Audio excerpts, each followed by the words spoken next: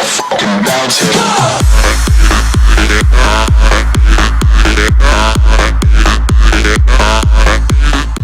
Hey, what is going on everybody? My name is Ashley and welcome to another episode in my Crystal Palace career mode. If you do enjoy the video, please drop a like. If you're new to the channel, hit that subscribe button, and if you'd like to check out any social media links or links to the previous episodes, they'll be down in the description below.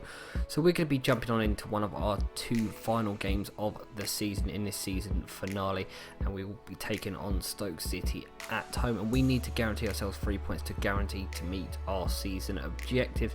But if we don't get 3 points, we can still achieve them. It depends on other results and leaving it down to the hands of fate. But as you can see, Stoke get an early opportunity. Maran Biram Diouf swinging across in, and the header at the near post just drifts wide of the post, keeping the scores at 0-0. But then Diouf gets an opportunity from the other side to swing in another cross towards the back post this time, and the header is in and gives Stoke a 1-0 lead.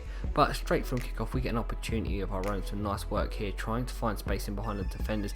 And as we do drift inside, we finally find the ball through to Charlie Austin. Charlie Austin drives towards goal and eventually manages to put in the back of the net, giving us a 1-1 scoreline. And Stoke continued to push forward, looking for another opportunity in the game, playing the ball out very nicely. Eventually, Peters is going to play into Van Ginkel. He's then going to receive the return ball and sting the keeper's hands as he pushed it over the bar.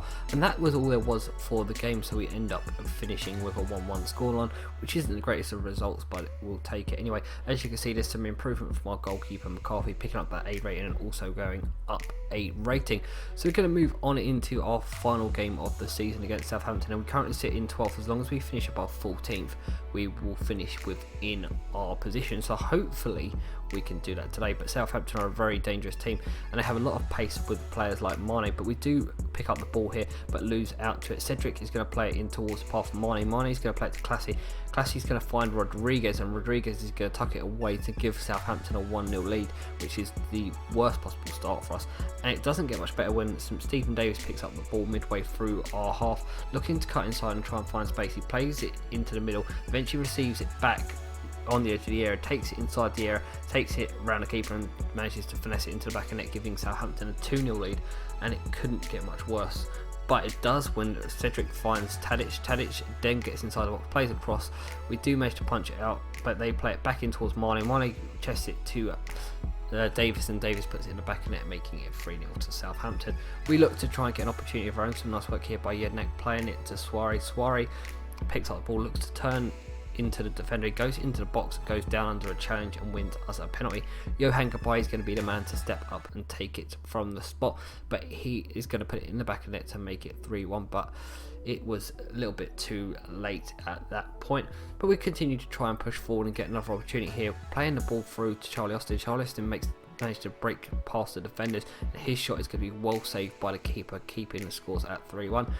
Then from a goal kick, we are going to be giving the ball away. Mane picks up the ball, looks to take on a couple of defenders, and has a shot well saved by the keeper, tipping it over the bar to keep the scores at 3-1. And that was how the game did finish, and that will bring our season to the end. So as we move on into league table, as you can see, Chelsea did win the league, and we did manage to finish in 13th place. So we have achieved our goals, and the board are happy with us because we achieved both of our goals.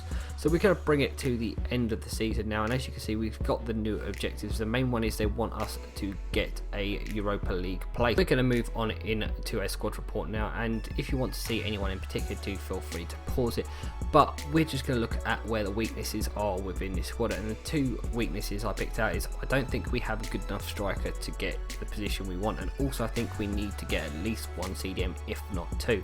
So we've listed up a bunch of players to try and give us some extra transfer funds, although we do have £19 million to play with at current. But we're going to move on into our first training session of the year, and some decent grades in there, but we're going to move on. So we come up for the pre-season tournament. We picked the one with the most money because we need to try and get as much funds as possible. One of the players that I wasn't looking to sell was Charlie Austin, but if we can get a decent sized money for him, then I'll happily take it.